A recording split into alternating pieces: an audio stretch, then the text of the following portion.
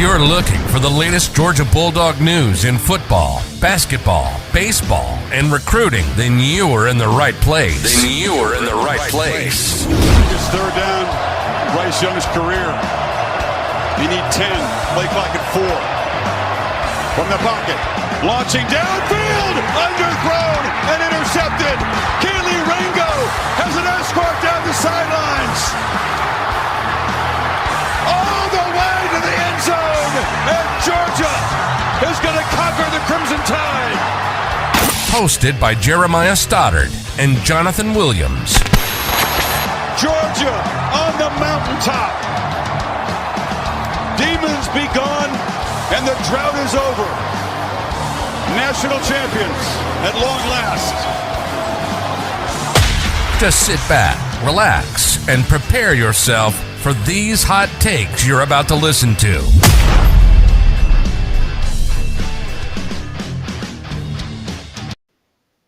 All right, welcome back to another episode of Classic City Sports. As we start everything off, I will go ahead and do that while as Jonathan hit his as soon as we press the button. It's a great start to the show, but let's get it. So, going to be a fun one. As always, Jeremiah Stoddard along with Jonathan Williams. Going to be a good little review session today of the Samford game. Not too much going to be spent on that because, well, we didn't really do a preview for Samford because it was Samford, right? Yeah. So there was nothing to really preview last week. That's not the meat on the schedule. No, not the meat of the schedule, but there is still stuff to review from it because you can still learn Always something takeaways about your team from a game like that for sure. So we will go into that a little bit, not a ton, but a little bit there. Then obviously we're going to switch gears, jump over to our just predictions and overview of South Carolina this weekend. That noon kickoff is going to be hot up there, so we're going to get into some of the nuts and bolts of that for you. Then we're going to do, Classic City Pick'ems is back again. He's reluctantly still participating. Reluctantly. We'll see how this week goes, and I might have to throw in the towel if it doesn't go so well. Wave for me the this white week. flag, maybe. I'm just gonna let you take this segment. Might as well. if I told you guys, trust me on these things. We'll see. This week, I do feel pretty good about my 2 picks this week. I think they're pretty good. You got ones. some solid ones. I do think they're going to be all right. So we'll see how that goes. Last week, I definitely made a little bit of an emotional pick. I told you, you got to remove the emotions, I kind of did, but it was more or less because I think you more just wanted to prove a point and be able to sit here today and say, I told you so. But I was so close, too. We'll get to that in a minute, too.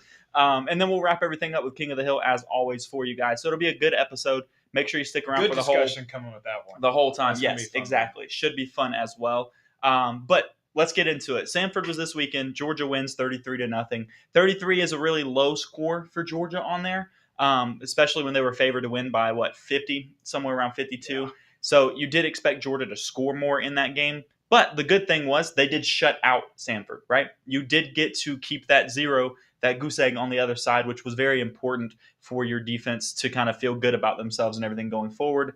And I think your offense had a chance to feel really good about themselves after the Oregon game. You win, a top 10 matchup or top 15 matchup by 46 points, kind of makes your offense happy there. They had some issues overall in that game as well. But I'll jump over to you real quick. What was your immediate response to the game? 33-0. How did you feel about that? And then just kind of like a key takeaway from it. Well, I will say I went to the game, sat in the student section, did my student duties, going to sit in the student section. It was awesome. I was excited to be able to go to the first home game at post-national championship. But I'll say the energy was just dead. I don't know if it's because of the weather. Everybody kind of expected it to be kind of a rainy day.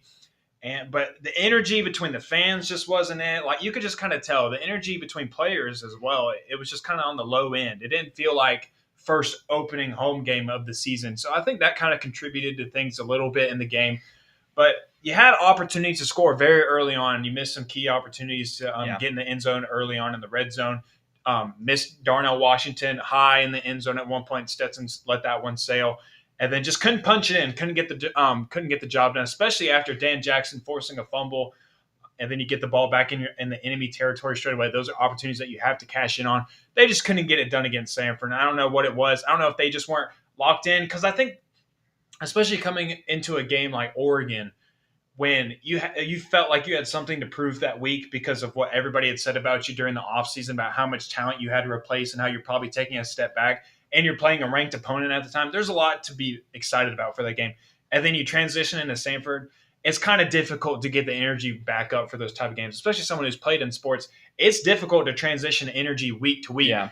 And Kirby Smart made it clear in last week during practice as well that he's like, I haven't been pleased with practice this week. And that should kind of tell you sometimes how a game is going to go. What did he say? It was on like Tuesday. He came out and like in his interview. He said it was a horrible practice. He said it was the worst practice of the year. Yeah. Like, so it that tells you something. I think you come off like kind of have a little bit of a hangover from a big win like that, like you kind of said a second ago. I think you do. And you get into a game where, like you said, the crowd's also not near as into it as they should be. And Athens games can be insane as far as the fan presence goes. But when you're playing a team like Samford, it has been predicted to be raining throughout the entire game. It's supposed to be raining at kickoff, like that everyone's been looking at these past couple of days.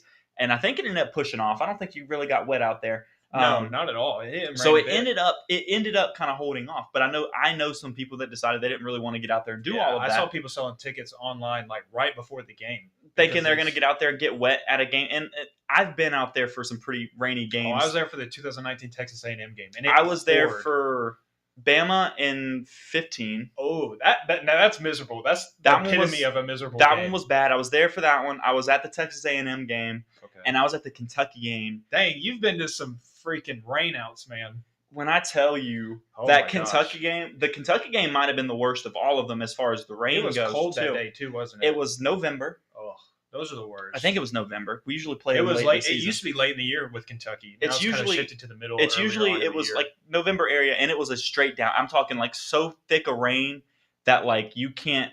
The TV never does it justice. Yeah. When I'm talking like I'm standing because I was working that game, so I was standing on the side.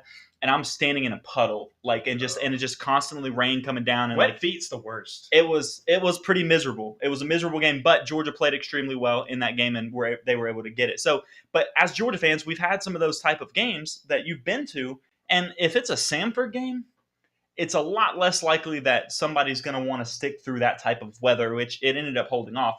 But you never really know when it was predicted to rain as heavy as it was going into it. So I think it killed the fan presence a little bit. Yeah. It definitely kind of took away from that atmosphere. Think back to last year, right? Just about the atmosphere part, not about the weather, because it wasn't a noon game, surprisingly enough, right? It was not a noon game. It was a 4:00 game against Samford. But last year, going into a noon game against Arkansas, Kirby Smart was like, all right, that one was a big game, so you can't come out flat in a game like that. So he made a challenge out to the fans. And anytime Kirby Smart calls out the fans, they're going to show up. They're going to respond to that, and he intentionally does that for specific things. And he did do that. He did do that for that game. He probably should have done it for a game, and he probably should do it for these small games like that to make sure the fans, like you said, feel that challenge to do it, because otherwise it just feels like Samford. Yeah, but still, all in all, like, going back and looking at the box score and the stat sheet, the fact that Stetson Bennett threw for 300 yards, I don't know that anybody would have guessed that. If, like, you just took the raw reaction from the game and you said, how many yards do you think Stetson threw for? People probably would have guessed around 240, 250. The man threw for 300 yards, had a really solid game. He did miss some passes, and all in all, you could say that there was just some parts of the offense that just weren't clicking, and that happens. You'd rather it happened against a game like Samford instead of a noon kickoff from William Bryce Stadium this week against South Carolina. So rather go ahead and get that out of the way now. Yeah. But defense still just absolutely locked down. This defense is so good. I think people expected Georgia's defense to still be good. People said they were going to take a step back probably just because when you lose so many players, it is kind of difficult to replace those types of names. But what was that one tweet? It was like Georgia lost 50 players or something this year. It was like obviously an exaggeration, but they also did have 5 defensive players drafted in the first. So. Yeah, they have not missed a beat one bit on defense. Still have not given up a touchdown. The only team in all of college football to still not have given up a touchdown 2 weeks in. So I was looking at something, too, when we were preparing for the show today, and it was like points per game for Georgia, points allowed per game. And it's just kind of funny. They gave up the 3 points to Oregon, which was kind of gifted to them by the refs after Kamari Lassiter got flagged for call or whatever. No, that wasn't the horse collar. That was the roughness. Yeah, where he just tackled the dude and got unnecessary roughness. Anyways, point of it was it almost felt funnier today to look at that box score. Instead of seeing 0 points allowed, I saw 1.5 points allowed per game, and I kind of laughed. I was like, that's almost funnier than seeing just 0 on that spot, right? Like, it's just 1.5 points allowed per game. It's pretty funny. Maybe I do expect South Carolina to score. We'll get into that in a second, but that defense definitely held up extremely nicely this week, and I do expect maybe a little bit more out of our offense this coming week. I think, like you said, they were missing some stuff, right? They weren't looking near as crisp as they did before. And Stetson Bennett ended up with 300 yards. He looked a little off. Even though he had 300 yards passing, he did look a little off. He seemed to be struggling with his touch pass a little bit. He kept missing guys, a little bit high. There was a bunch of passes that were missed high. Jackson Meeks on that streak down the end zone. He where did it miss was that like, one. Just drop it in the bucket and it's a touchdown, and just overthrew him just a tad bit. Overthrew him. You threw it high to Darnell Washington, dude's 6'7", 6'8". I literally said before that play, I was like, just toss it to Darnell. Just toss it to Darnell. And I was like, thank you. And then it just sails over. Says like, how do you miss 6'7"? Dude could hunt ducks with a rake. Like, that's how tall this man is. And yet you still miss him. Yeah, but he definitely he had but even some that were completed throughout the game, he just seemed to be a little high. Everyone was like reaching up for it, and wasn't really hitting them in the numbers as much as you would like to see. But like I said, still ended up with a good game and played he played the first possession in the second half, I think, before they took him out, and he still ended up with 300 yards passing in the game. So he clearly did something right, even though he had a little bit of things that he should work on 33 going points into the next week. Nothing to hold your head down about. And, of course, giving up 0 points on defense especially isn't something to put your head down about. And it's still good momentum to build off of going into your SEC portion of the schedule, especially a big one against South Carolina. I know there's some discrepancy about whether or not this is a rivalry because Georgia has just absolutely dominated this let me ask a series. question on that too. What would you classify? Because this is a genuine question. I saw this today too, and I think we saw probably the same kind of thing that brought this whole thing up. What do you classify as a rivalry? What makes it a rivalry to you? To me, it's got to be what consists of a rivalry is that there is just true hatred between two teams. Like instantly, what I think of with a rivalry, I either go to Auburn or I go to Florida because Georgia and Florida's Auburn definitely the biggest Florida, rivalry. Those teams genuinely hate each other, and part of the reason is because those series have been back and forth for so long. Like Florida had their run against Georgia in the 90s where they just absolutely dominated them. It seemed like every single game. And then with Florida, or not Florida, but with Auburn, like Georgia's had their time, Auburn's had their time, and it's just been back and forth. It's like a almost deadlock series between Georgia and Auburn. I think Georgia now has like a 2 or 3 game lead. They have a couple games lead because Georgia's dominated in recent history like that. But man, it needs to be competitive. You need to be able to go into that game consistently. I'm talking like every year you should be going in going, hey, right now Georgia's just got a dominance over everybody, so it's almost not a fair thing to use this right now. 40-9 against the SEC East, and they are pretty dominant lately. But you got to go. Hey, both teams can go in this every year and win the game. I think most Georgia fans will go into Jacksonville and say Georgia's favored by a lot, right? We feel Georgia good should about win. it, but still, you just never know. Like you go those type of things. You go. It's still Florida. They're going to give you their best shot, and they might catch you on a bad day or something like that. You still have that mindset, even though you're going Georgia should win by 3 touchdowns. You don't get that with South Carolina, right? Like you go into a game favored by 3 touchdowns, you're going, yeah, it's probably going to be like that. And that's why I just like do any Georgia fan no Georgia fan probably rank South Carolina in their top 4 hated teams. Like I don't think so because Georgia's record against South Carolina all time. Now this dates all the way back to like 1894 was their first matchup. Georgia's like 59-19 against South Carolina. It's 59-19. No, 53-19. 53-19. 53-19. Out of 74 total matchups or something. South Carolina has only won 8 games. That's it. And that's close to over half of their all-time wins against Georgia. Georgia has absolutely dominated this rivalry series against South Carolina. And especially since South Carolina has entered the SEC, it's been all Georgia all the way through. So really, Georgia's never had a reason to hate South Carolina other than maybe some stupid comments that they make on social media. You lose a random game like 2019 or something like that you're going. But even that one is like you were favored by a lot, and then it just happened to be one of those games, which is kind of what the point of this conversation is, right? That game, you were favored by 3 touchdowns, I believe. It was a similar line to what you got this weekend. And it was a noon game. It was at home, so Georgia still should have been good, but came out flat. And even Rodrigo Blankenship was missing field goals in that game. And it just was a very different type of it was a weird one. So that's why when we go into a game like this, it is the same type of scenario. The only difference is you're on the road for this one. So Kirby Smart's 5-1 against South Carolina in his career. The only one coming against South Carolina in 2019. The average margin of victory for Georgia in those 5 games is like 26 points.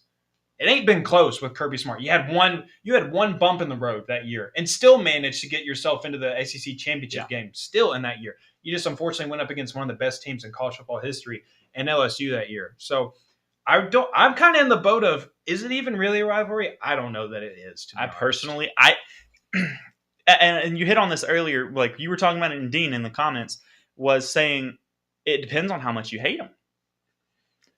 I don't care about South Carolina. You care about them for 1 week, and then after that, it's kind of like, all right, go back then to you the move bottom on. half of the SEC They're not East. competing for your division. Exactly. The back half of the SEC East. They're not competing for the top spots. They're not like this year. You got to think. Even Kentucky doesn't feel like a rivalry to me because I don't really hate Kentucky. Like right, but they are at least the importance of that game going into it because they are one of those teams that are going to compete for the SEC East. And it probably also has to do with a mixture of relevancy as well. And I think that's kind of the reason why Kentucky and South Carolina may not always feel like those true rivalries because those two teams haven't really been relevant all that much. South Carolina had a Roma Spurrier at one point. They were a top-ranked team pretty consistently with him there. And I think, honestly, Spurrier has a lot more to do with why Georgia fans kind of hate South Carolina more now than it does the actual program because almost every Georgia fan despises Steve Spurrier because of what he did in Florida, and then he went over to South Carolina, and he that's why Georgia fans hate on South Carolina because of Steve Spurrier, right? Exactly. The head ball coach, like that's who they hated. They didn't hate the program as much as they hated the coach. And now he's gone. He's been gone for a long time. So I don't know. But going into this week, there is some interesting matchups. First one that is super glaring to me, and one reason why I don't think South Carolina is really going to score that much, they've given up 9 sacks in 2 games, average of 4.5 per game. The offensive line has really, really struggled, and they played week 1? Georgia State. They played week 1, and then they followed that with Arkansas. So you had one really good SEC team. Arkansas is looking good out there in the West, and then Georgia State, who's actually had a pretty good season as well so far, but still 9 sacks in 2 games. That's rough. And I know Georgia's only had 1 on the year, but against an offensive line that's given up that many sacks, and you got Nolan Smith, Jalen Carter, and Robert Beal coming off the edge as well, I just think that Georgia's going to be getting a lot of pressure on Spencer Rattler. And history says when you are able to get pressure on Spencer Rattler, his mechanics just kind of go all over the place, and he's not very consistent, and he struggles to figure that out in the middle of the game. And that's one of the bigger reasons why I don't know that South Carolina is going to have that much success, and why I would say Georgia does cover this 24.5-point spread against South Carolina. Well, I think Georgia covers the spread against South Carolina because, one, Georgia's defense has shown that they are still pretty good. I do understand very well that Samford is Samford, so bragging about a shutout against Samford's not that big of a deal. So I'm not going to sit here and brag on that necessarily, but you did still hold Oregon to 3 points in that game. You won that by a large margin. Georgia I think they're scoring 41 points a game right now. South Carolina is allowing 29 points per game right now. Yep. Who'd you say that Georgia State was the first game? Georgia State and Arkansas. So I know Arkansas scored 30 something on them, right? Yeah. So that means, but that tells you like Georgia State still was able to put some points on them, and they challenged them a little bit. I think they scored in the 20s. So like I don't think that their defense is going to be able to keep Georgia's offense and they just out of the end lost zone. 2 defensive linemen to ACL tears, I believe, after They the did. Arkansas game. Tough break. Always hate seeing that early in the season to see a player's injury just derail the rest of the season for them. But so it's unfortunate for South Carolina, but it also just helps Georgia's case, especially considering how well Georgia's offensive line has played this year. They've given up 1 sack total this year, as last week against Samford, and it's kind of in a moment where Stetson Bennett was trying to make a play, probably held on to the ball too long, got brought down to the ground. He did, yeah. That was I will say that one I kind of put on top of Stetson a little bit. Yeah. Some sacks are on your quarterback. They really are. But the most impressive part is it's not like they just have their 5 guys and that's who they're sticking with the whole game and that's who's been impressive. They're tossing around all kinds of new faces in there consistently. Mims got a lot of reps last week. He got some reps against Oregon as well. They were rotating a good amount of guys against Oregon, and they did it last week. Warren Erickson is getting in the mix. They're rotating a good amount of players, and they're still holding up. They're still playing at a high level, and they're doing a good job of keeping their quarterback's jersey clean. So with South Carolina now losing 2 defense linemen as well, it's going to be tough for South Carolina to stop Georgia from getting in the end zone as well. Yeah, I think it's going to be extremely tough for them to stop Georgia from getting into the end zone. I think looking at last week and saying that just because of the game against Samford where they kind of stuttered, that team did score 30 points in the first half. So even though it was 30, like they only scored 3 points in the second half, right? Georgia struggled in the second half with their backups and stuff in to get on the board that way. But their starters with Stetson and all of those guys in, they scored 30 points in the first half on them. So if you kept them in, it probably would have got worse in that game, obviously. So I don't think that you can look at it and go, yeah, they could only do this against Samford, so I don't think they're going to do that much against South Carolina. No, they're still going to go out there and score 30-plus points against South Carolina. I'm excited about, or I shouldn't really say excited about because it's because of an unfortunate event, is that A.D. Mitchell got hurt last week against Samford. Kirby Smart came out today and said he's probably doubtful for Saturday. But the reason I'm excited is because we probably get to see more of Dylan Bell.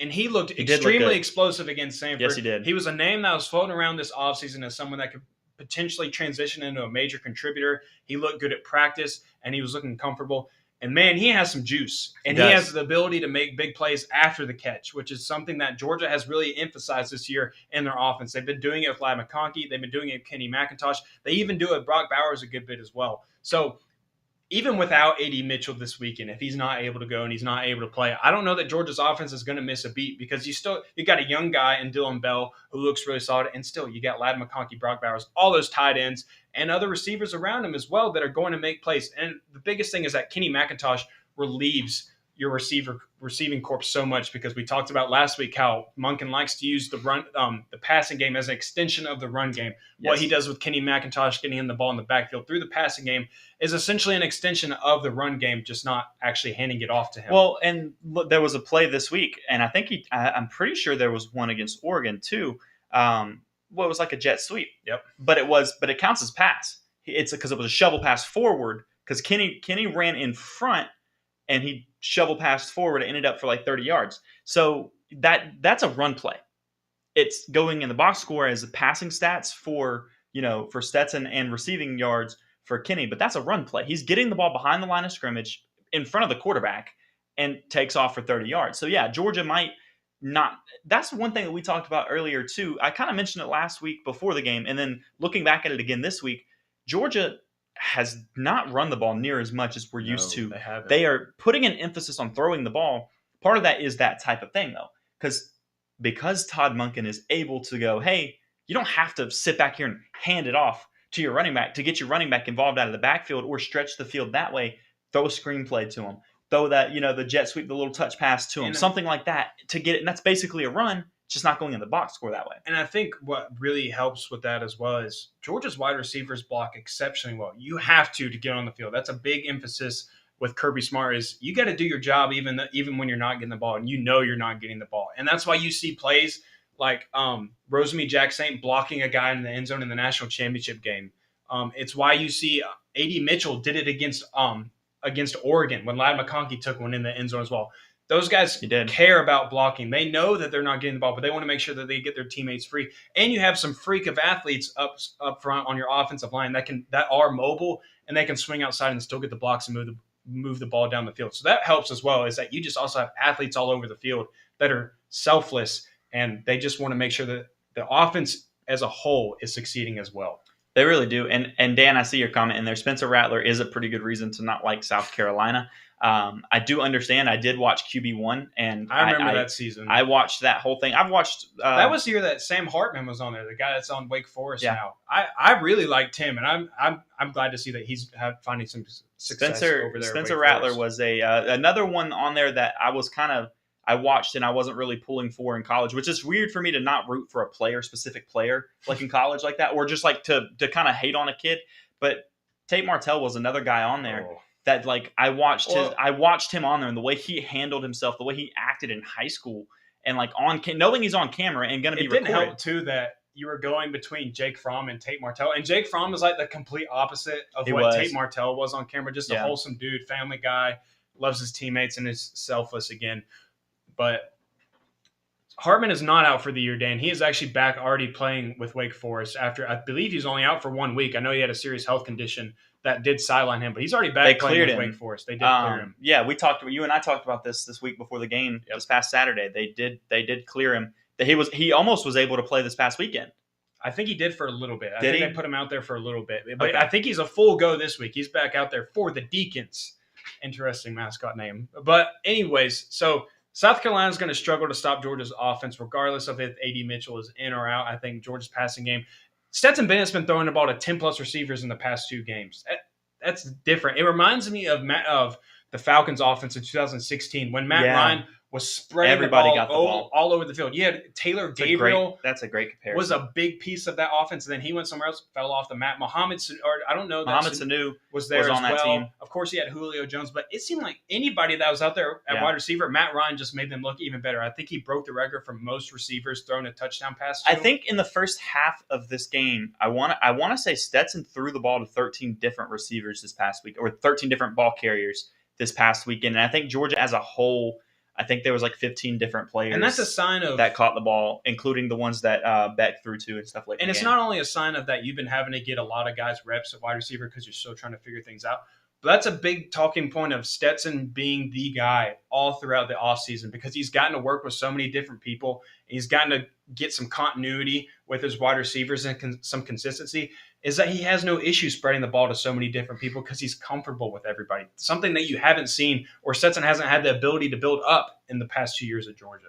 No, yeah, exactly. And so it's one of those things, too, that you're seeing him spread it like that. It shows it honestly, not even just like the chemistry side of things, but like it shows he's just comfortable. And he looks the part. He looks comfortable in the pocket. He just looks different. Especially, I think back to that. He's carrying himself differently this year. And it might be the fact that, hey, it's the first year that he was able to get all of the spring reps as ones, as a true starter, knowing he's the starter. Everyone knew he was the starter. He got all of that in spring. He got all of it in fall camp. And he's getting it every day in practice outside of this past week that you knew Beck was getting some more reps with the ones and stuff because they were expecting him to get to play. And so they kind of changed stuff up in practice this week. That makes a difference, man. Absolutely. It builds. It's not even just about chemistry, like with a couple of guys. It's literally just the comfort level of standing in that pocket. And they know who their guy is going to be when they go into the game. Exactly. But I think back, or for example, go back to the play against Oregon that he had where he's scrambling all over the place. I think he hit like 13. Actually, I was just saying in a second ago. I think he got. Somebody can fact check on that, but I think he threw to 13 different guys. I know it was 10 or more, I believe. I want to say it was 10 or more. It was more than 10. But for example, going back to that play against Oregon that Stetson had when he's scrambling all over the place, making defenders miss, and then he just kind of lobs it into Ladd McConkey, who was wide open in the end zone. While we as fans were probably panicking and saying like, holy crap, what are you doing? Throw the ball away. What are you doing? You go back and watch the replay. Stetson was like, all right, I got this. Like just making dudes miss, making it look normal. Those are kind of things you didn't see from Stetson. He kind of, at times he looked frazzled in the pocket. He didn't exactly look comfortable. And I think it was a big reason why Todd Monken had him moving outside the pocket so much was because that's where he felt comfortable. Whereas this year, he looks poised in the pocket. He's fine just standing straight up, striking to my guys consistently, and he looks good doing it. I was right. So thank you, Dan, for that. 13 from Stetson to different players. And I said 15 total for the game, but there was 16 total for the game as well. So that's just even more. That's insane. Yeah, that everybody was involved from running backs to tight ends to wide receivers. Everybody was getting involved in that. And that's what you want to see from a comfortable quarterback is he doesn't need – because I talked about this going into the season. I talked about it, Hey, Alabama, take notes. It doesn't just take 2 wide receivers at the University of Georgia. At the University of Georgia this year right now, Georgia, that's why we talked about this too.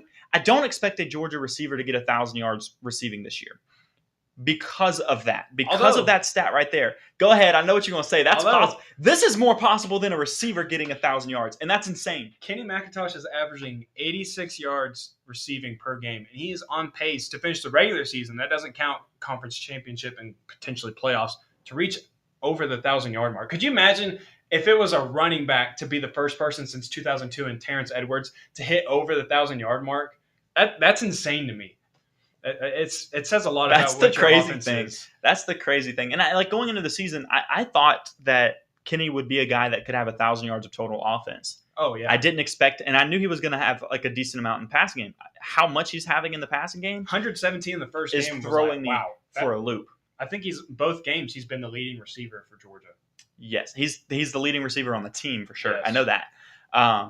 But yeah, so that's the crazy stat is you don't see he's leading the team in receiving yards, and he might throughout the year just because of the way And Todd based on Monken how uses these him. first 2 games have gone, who's to say that Kenny can't go the rest of the year going at least 86? And the thing is, and he doesn't have to get 86 every game. That's just the average of what would put him over the mark. So he can have a 100-yard game, and then he can turn around and have 50 yards. Exactly. Yeah. So you just got to spread it out enough to where you do hit over that mark. mark. But going back to what we said a minute ago, the reason for that is because some of those pass plays are the extension of the run game. And so in reality, it's going to count as a receiving stat. But that one play we talked about, it was a jet sweep, but a touch pass in front of him, of Stetson. And so it counts as a reception for 30 yards instead of a run for 30 yards by Kenny McIntosh. Bottom line, Todd Monken is a mastermind as an offensive coordinator, and he has really blessed Georgia with just a totally different offense and something that Georgia fans have been waiting to see for a really long time, and hopefully they can keep it rolling into this week against South Carolina. But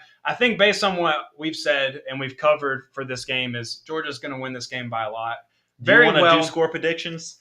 We didn't against Samford because there's no point against a game like that. We forgot to against Oregon. You want to do a score prediction for this one? Yeah, let me get mine. I actually kind of forgot mine, so you go first. I'll put it up on my phone.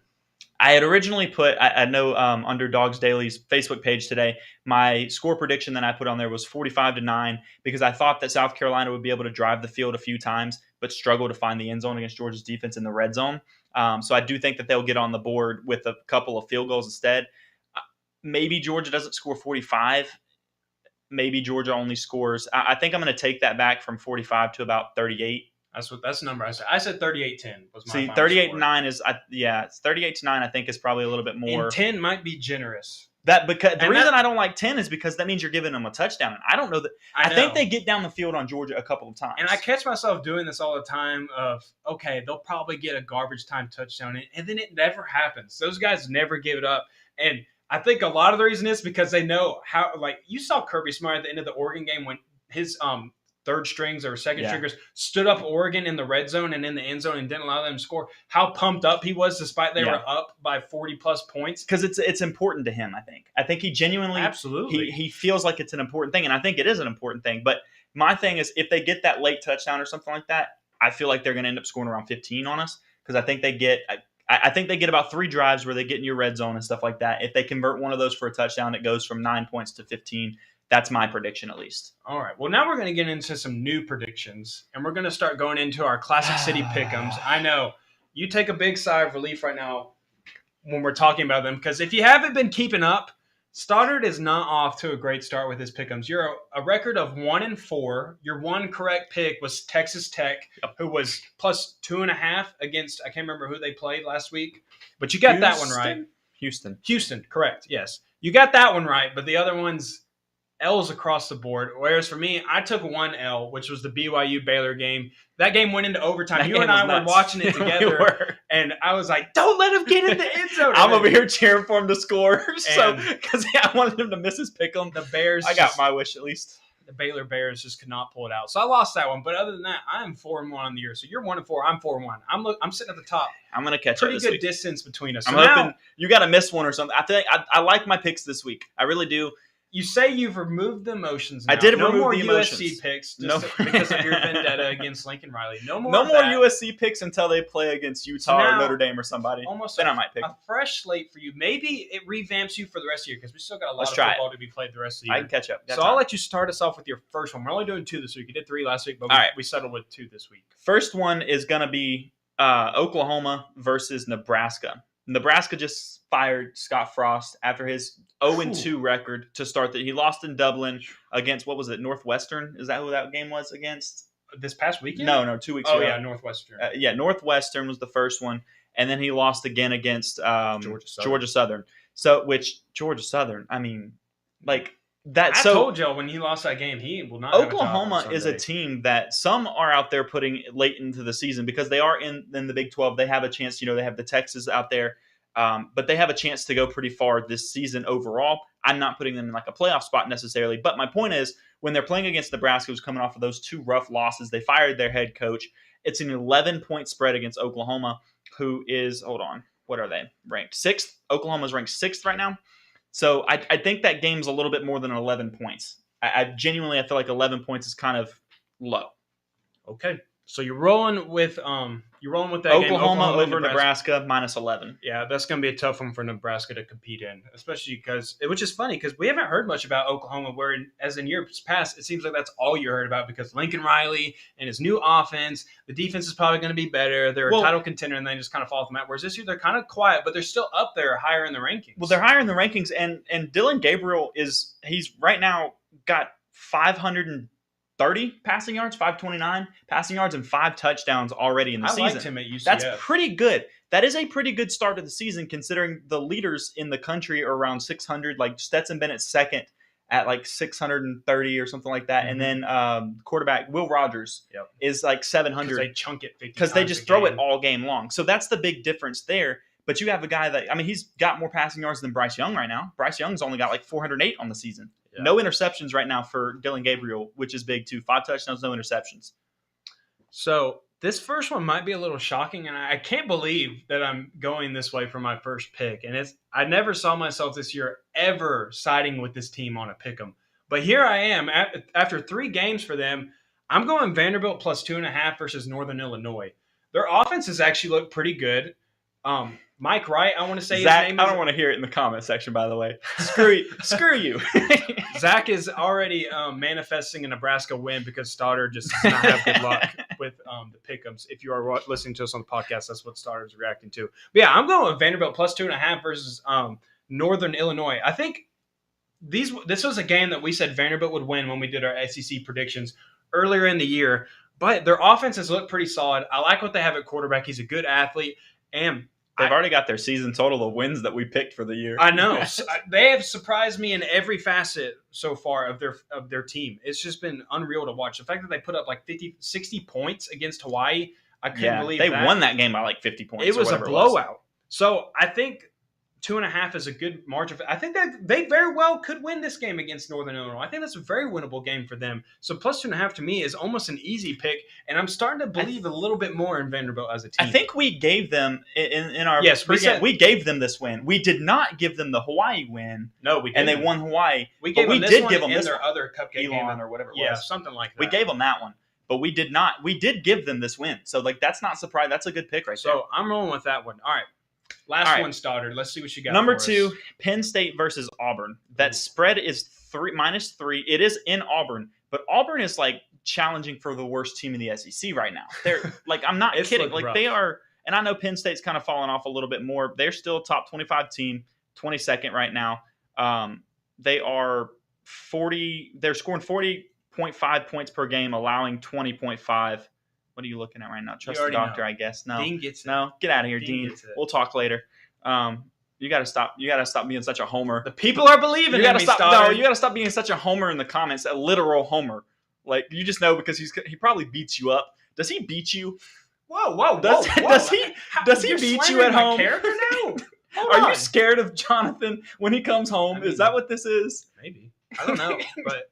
I'm just glad he supports me. I'm getting the people to believe in the doctor. I've been trying to tell them. So yeah. Well, anyways, Penn State, they're out here almost 500 yards a game of total offense. I think that they're going to be able to score against Auburn. Auburn has not looked good against anyone they've played this year.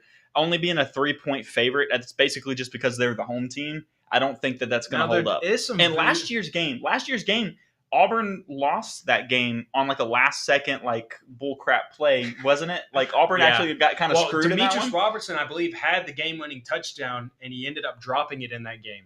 Is what ended up losing the game for Auburn. Ultimately, I would say there towards the end. That's what it was. I will say I didn't want anything to do with this game because there's some voodoo magic that goes on in Jordan Hare, however you want to pronounce it.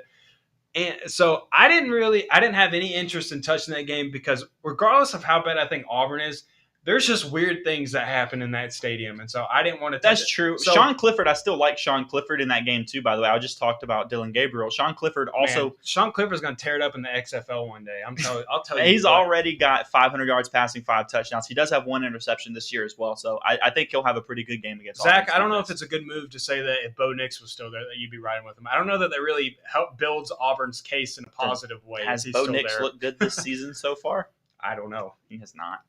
But I'll answer that for you. So you went with that. That's a bold pick, but maybe that bold? I think Is it's it kind of. bold? I think it is just because of what I said I about. feel the like weird that's a things safe pick. I don't know. Okay, well maybe that's what builds you some momentum going into the rest of the year, and you can get right back on track.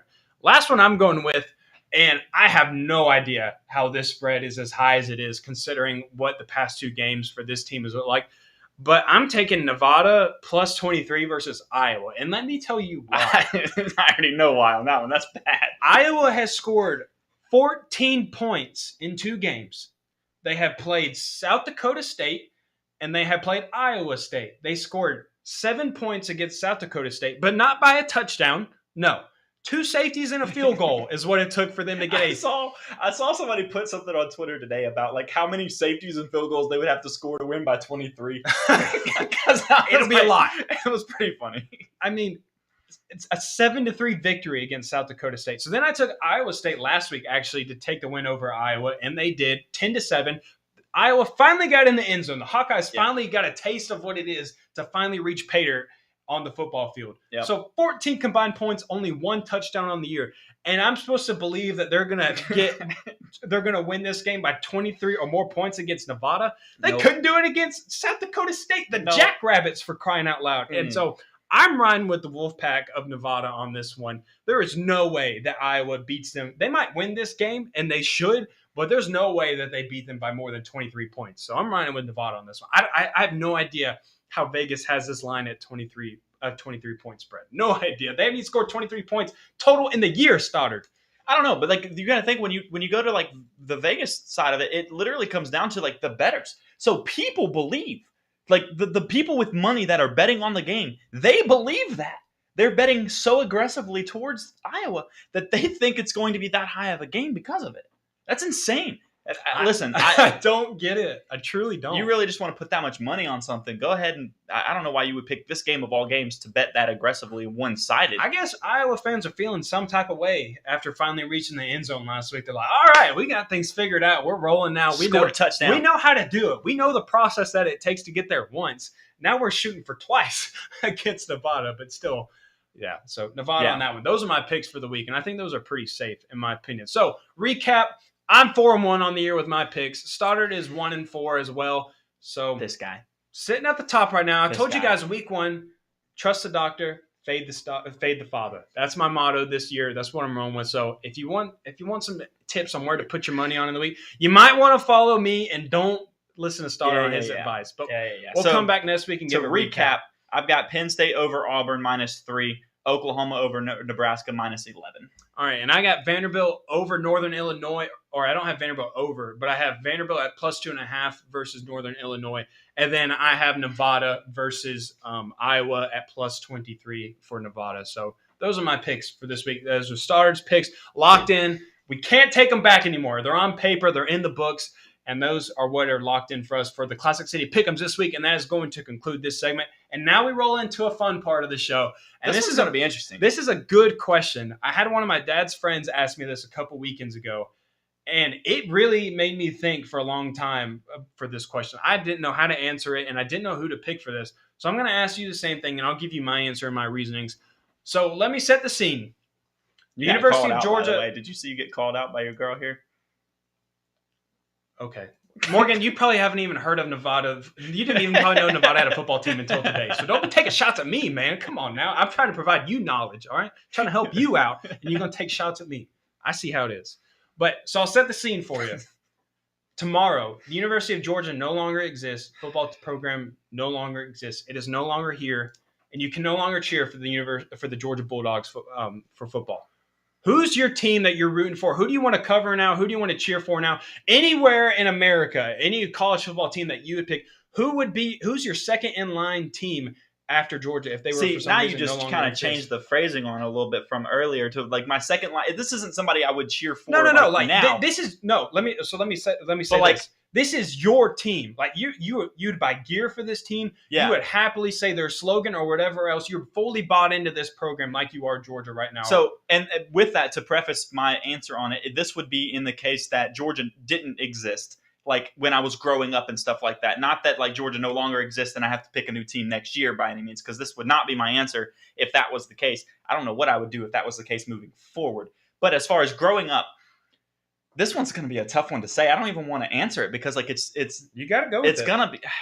Just go with it. So if Georgia never existed and I grew up in Athens area and But it's not that they never existed. Like, you still would know what it was like to be a Georgia fan. It's just like tomorrow, Georgia no longer exists. Who are you now cheering for? That's where my answer is going to be based. I'm changing the question slightly because it's going to have to. Otherwise, my answer doesn't fit as well. Wow. In my answer, it's Georgia was never a team for me to cheer for growing up because Okay. otherwise I wouldn't be able to make this pick. Otherwise, because I would have to sit here and figure out a different All right. question. Whatever. But anyways, it unfortunately would have probably been Georgia Tech.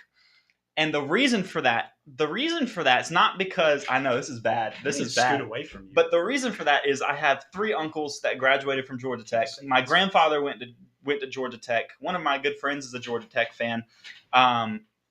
But thank God that Georgia did exist and I didn't fall into that trap because that would be absolutely miserable to be a Georgia Tech fan at this point in time. I couldn't imagine actually doing that. out of all the teams to pick, That's who, Out but of I would have college. been. So part of why I'm a huge Georgia fan is I grew up immersed into it. I grew up with my brother and my family members were such big fans. See, you changed the question. I had to, ruined it. because you didn't specify that. Like it wasn't clear in the text message I got Dude. an hour before the show. Well, I just did it for you. It's I told too late. you. I can't come up with a new one now. That was lame. All right, I'll tell you mine. Can't come up with a new one now. Once I thought about it, this was a super easy pick for me. If Georgia were tomorrow no longer exist, go Razorbacks, baby. I'm hopping on Arkansas's the a Sam good one. Pittman train. I'm fully decked out in Arkansas I could gear. get behind And that. I will happily say woo pig suey every kickoff, and I will hop on that Sam Pittman train out in Arkansas because he has the Georgia ties. Super likable guy. Look, when your head coach tells a story about him playing football in college, and he tells you a story about him packing a little igloo cooler and putting some Coors Light in there and drinking on the sidelines in the middle of a game, I'm bought in. You can take all my money. You can take all my investment in this football program. You have sold me on what you are selling to your fans and to your football program. Sam Pittman is just a likable guy.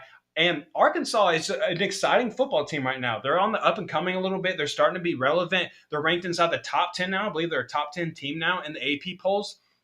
So I'd be riding with Sam Pittman in the Arkansas Razorbacks. All right. I gave my other answer. I'll give one What, off you the wanna spot. copy me now? No. I'm going to pick a different team. Okay.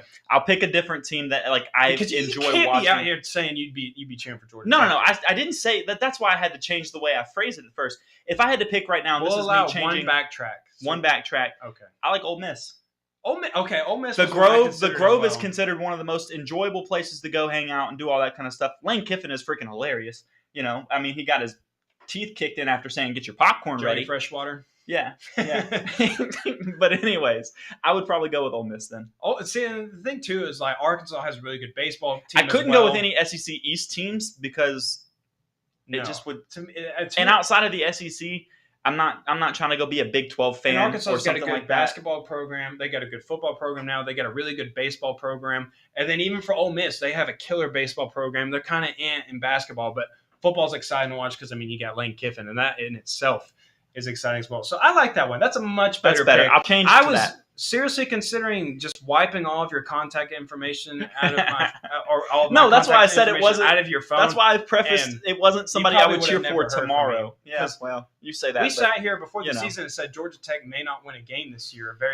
It was very possible, and so for you to sit here and say that you would switch over to them, that's a little concerning, Stoddard. I'm not going to lie. I wouldn't switch worried over about to you. them. Go back and listen to the way I said it. I did not say In I my would. daily devotion tomorrow morning, I was probably going to be like, Lord, you just need to be thinking about Stoddard right now. He's going through some tough times, and he's just not right in the head right now. Michigan. Okay, Morgan's dad is a Michigan fan, but it's also like he's not one of those annoying Michigan fans though. Uh-huh. So, but That's all right. not bad. Family ties that always plays into That's no. not bad. Go And at least Razorbacks it's for not. me. Yeah, that's not bad. So I like that one a lot better. I can ride with the Rebels a lot more easily than I could Georgia Tech. So, but Razorbacks all day long for me. Sam Pittman is just it's too easy, too easy. But that is going to wrap up King of the Hill, and that is going to wrap up the show for this week. We appreciate all of you guys that stuck with it to the end for us. We are 10 subscribers away from 100, guys. So if you haven't already and you're here right now, go ahead and hit the subscribe button. Or if you're watching at a later day or listen to us on the podcast, go to YouTube and subscribe to us. Help us hit that 100 mark. It would really mean a lot to us, and we would really appreciate it. If you are listening to this on Spotify or Apple Podcasts or anything like that, in the description of the video, by the way, is the link to YouTube on there. So go ahead and click on that. It'll take you to this specific episode, and then just on that, just subscribe to the page. While you're there, like the video. If you're here right now, go ahead and like the video. Do all that good stuff for us. Help us support us on the socials. You guys know the drill by now. Dr_J-Wold, the Stodfather on Twitter, and Classic City POD as well. We also have the 4 Wide podcast, which is switching over to Sundays on 7:30. Big announcement. We are excited to announce that we're going to be merging over to the Film Guy Network over there with Brooks Austin. We're going to be under his umbrella. That's where our shows are going to be casted at 7:30 on Sundays. We kind of hope to do live reactions to the NFL games earlier in the year with our good friends Harris and Reno. As the 4 Wide podcast. As the 4 Wide podcast. Not this podcast, the 4 Wide podcast. Yeah, this one's not changing. We'll still be here Wednesday nights, every Wednesday night at 8 p.m. doing the live show as the Classic City But the other one's just kind of like talk NFL, talk anything that's going on in the sports world. But at 7:30 on Sunday, right after the afternoon NFL games and right before Sunday Night Football. So you're not going to miss anything there. We do that with our good friends Dan Kiley and Harrison Reno, who also do their own podcast, Top Dog Talk, on Tuesdays at 8 p.m. as well, or 7:30 on 7:30. Tuesdays. So all the plugs have been done. Rambled off enough, but like and subscribe if you haven't already. And Stoddard, you can close this out. As always, guys, keep it classy in the Classic City, and we will catch you guys next week. Thank you for listening to this week's episode of Classic City Sports. Take a second to subscribe, rate, review, and share with your friends and family. Feel free to reach out to the Classic City Sports crew on Twitter with any topics you'd like discussed. You can reach out to Jeremiah at the Stodfather, to Jonathan at Dr_J-Will, and make sure to follow at Classic City Pod for show updates. Check back next week for a brand new episode. In the meantime,